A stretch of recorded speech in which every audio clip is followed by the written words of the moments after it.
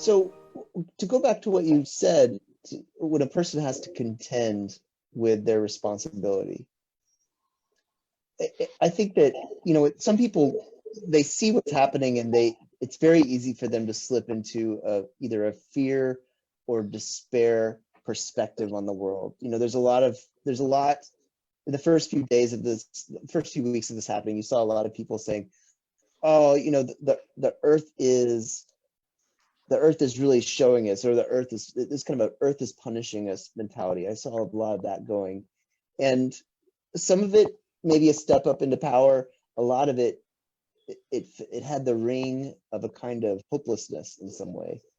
And so when you say contend with your with your responsibility, what allows a person to go into a creative state, a powerful state, as they are contending with this? What lets a person not get stuck in despair, not get stuck in hopelessness in that process? Okay, can I bring up this path to freedom model that the guide gave me? I want you to be honest with yourself. You don't have to share it with me or your audience, and I want your audience to be honest with themselves as well.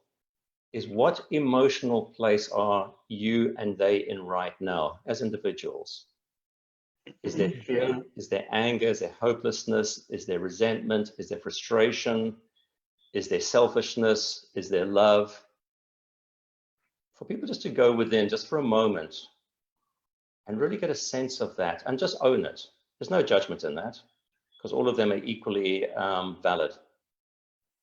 Because what I want to do in the next graphic is we're going to plot where that is. And that's going to show quite a bit around this personal responsibility issue. Okay, so you know where you are, Eric? Yeah, I can tell you which emotions I've been feeling. Okay, great. So you can hold those unless you want to share them, but you don't need to. Well, okay. So on this graphic here, this is a path to freedom model. And this here, the guides gave me in Hawaii. Doing this kind of work in Hawaii is actually great. The kahuna energy, or the elders in spirit, the medicine men in spirit, it is very, very, very, very close to this realm. And if there's certain places on the island, I'm on the big island, where one can really connect in with that energy. So this model was given to me. And what it's really saying, there's two axes. I want to look at this axis here. It's a bit covered up because I'm halfway through the model here and I'm showing it to you. I'm not going to step through the whole thing. But this is called society's expectations is behind this. It's blocked up here. Okay. And society's expectations and how we expect to perform in society. And conformance to compliance is how we expect to behave. Okay. To rules and to regulations. And if you don't behave that way, we're held there through fear. Okay, so the energy of fear holds us in conformance compliance, fear of being sued, fear of going to prison, fear of being judged. That's how society holds us in the place. That's how the matrix stays there. On the other hand, we want to, as free-spirited beings, because we're incarnated as free-spirited beings, that's who we really are. We want that independence and liberation, not independence as the me, ego stuff, but independence from this fear, from conformance, compliance to things which don't make sense. And it takes courage to do that. Okay, so it takes energy of courage. And we've been called upon, all of us, to find the courage within to step out of fear. And when we find that courage, what this axis is saying is that we then become ambivalent to whether we are in conformance and compliance or the independence. That's an important part. It's one of those paradoxes. Okay, when I'm in a place of independence and liberation, when I'm in a place of spiritual stillness, I'm okay driving on the left-hand side of the road. It's okay. It makes sense. Or on the right-hand side of the road, and it depends which country I come from at the moment. I'm okay having certain rules. That's okay. So I become ambivalent to that. I can then use that ambivalence to go into deep discernment rather than discrimination or judgment. I can go to a place of deep curiosity, which is discernment, saying, why is that rule actually being created? Is it there to control someone or is it there to support someone?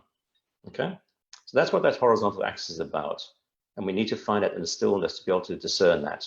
But it takes courage to go there initially, and then we can float backwards and forwards.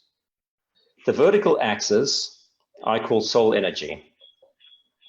This is the soul aspect, the soul self. And we come in up here as spiritual beings, completely in the place of integration, the I am, the God self, the spirit self. We incarnate knowing what our purpose is. We forget it really quickly as babies, as infants, but we actually come in. That's why we come in. And I'm going to digress for one moment here. In the LGBTQ plus community, we say, oh my goodness, why on earth did I choose to be born like this? And then you get a lot of churches and people say, well, being gay is a choice. And we have to contend with that. And I say, yes, it is on one hand, and no, it's not on another hand. Why I say that is the yes, it is I believe we have a soul contract, preconception, and preconceptions out here on the field outside. And we then choose to say, I'm going to live this incarnation, this lifetime, in my case, as a white male gay. That's the choice I'm going to make, born in Africa, and whatever I have to go through. And so I have the soul contract with my parents, with my friends, with my community, with my tribe, and we're all part of the same tribe here. And once conception takes place, I am now fixed. It's no longer a choice. Preconception's a choice. So from that perspective, I say, yes, we do have choice. Once conception is, I don't have a choice. I can't suddenly say, you know what, I've actually just had a quick look down before I'm born, and that African village, they seem really, really happy and content and free, just running around. I want to be a little black kid in this little village there, just having a simple life. Too late. I don't have choice anymore. I've been conceived. I'm coming through those parents, and that's it.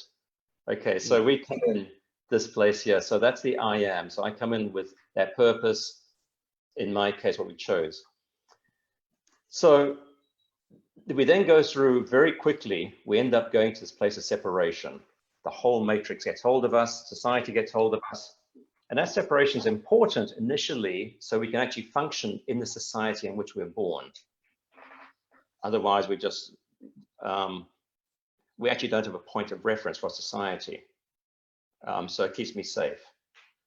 Yeah. But this is an important part, and I really want to discern the difference between religion and spirituality. Okay, I believe all the great religions are based on spirituality, but many of them get led through greed and power along the way, get misled. And this separation down here is a separation from the soul self. It's what a lot of religious institutions do to us. It's through guilt. We become separated from the soul aspect. So the place you can totally control people is down here, this third quadrant, when you have rules and regulations and separation, which is meaninglessness, down there. That's when you control people. That's the matrix down here. So we come in quadrant 1, we go through quadrant 2 as small children. We then get separated from our soul aspect, our soul self, and we end up down here in this meaningless quadrant. And that is where most of society finds itself. And I think we're collectively going through this. So I asked you and your audience to think about the emotion. Down here is anger, resentment, powerless, and ashamed.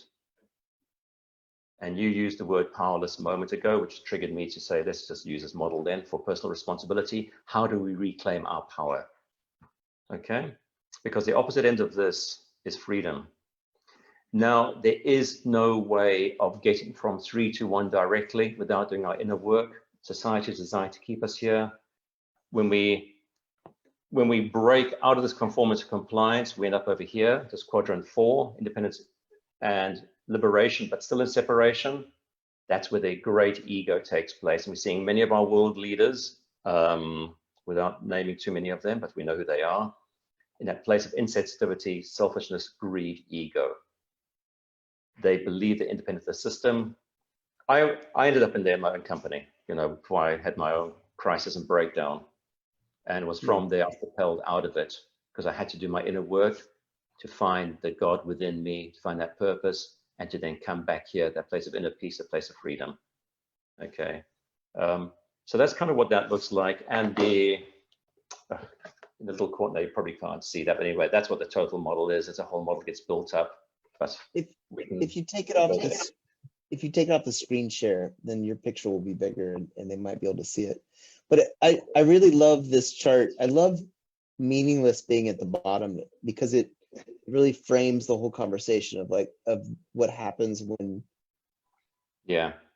So I just want to go back to that for a moment because some people will be feeling frustration, quite a lot of frustration. I'm frustrated as opposed to fear. Fear or anger, resentment is frustration. It's a different energy. A lot of people who that's where the activism sits up there. And that energy of frustration is based on, it's a conforming to compliance, having to comply to rules and regulations. But why am I doing this? They're pointless, they're stupid. So we get that frustration up there. It's like that soul energy is being constrained by the wrongly shaped structure. Like that, it's just like, get me out of this. Yeah, a lot of people can see that they are not in the matrix. They've actually done their spiritual work, their integration. They're still being frustrated. So they haven't become impeccable stalkers yet. We're back to the art of stalking. They're still frustrated. Okay, they still have to do more inner work to become ambivalent, to find that equanimity in that space, to find that love, happiness, and compassion up there. It's in that place they can support others effectively. And this I call the place of the ambassador, where we become the ambassadors for the world. Those are the activists. Every part's needed. We need the activists to create that frustration, to push people forward. But that's where the ambassador sits, and you find the Dalai Lama and the Buddha and people like that sit there at this place. Love, happiness. So they find a place of freedom, and that's where we end up either dying and going back to where we came from, or we come around again, around the cycle again, and we find that next time round we're better equipped to deal with whatever issue we're dealing with as we go around that cycle again for the next issue. So let's say a person has that soul energy, they've been cultivating that soul energy, but they are still in this compliance frame of mind. What is a person moving towards? What are the kind of steps that a person is taking as they move from 2 to 1, as they're moving into that independence and soul energy together? Like what kind of moves would a person be making? So the question how I'm hearing the question is, how do I find that place of inner peace? Because in that place of inner peace, it doesn't matter that I am compliant. In that place of inner peace, it's okay, I need to pay my taxes.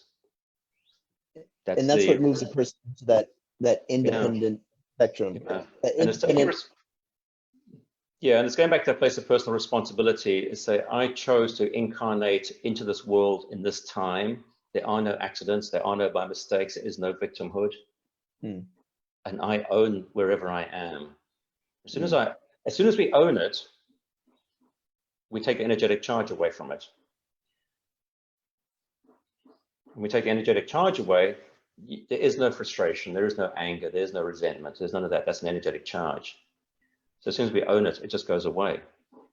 And it's like, why the heck was I so pissed off with something? It just doesn't make sense, And again, in Chinese medicine, when we resolve the anger, it feeds and fuels joy and happiness. So you get so freaking angry with something or someone, you just burst out in hysterical laughter. We've all been through this. And you look back, say, and you hug and make up. Or you have great after fight sex or something.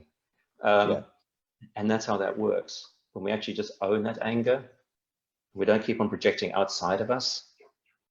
We own the fact that I've dreamt into my reality this coronavirus. Right now, I've dreamt into my reality. I'm sitting in gorgeous Hawaii in lockdown. It's not a bad dream. No. But that's what I've dreamt, because I've done my inner work to dream this. And other people find where they are and use it as a reflection, not as a judgment, not as discrimination. and say, okay, I'm finding myself here. What is this about? How do I make the best of it?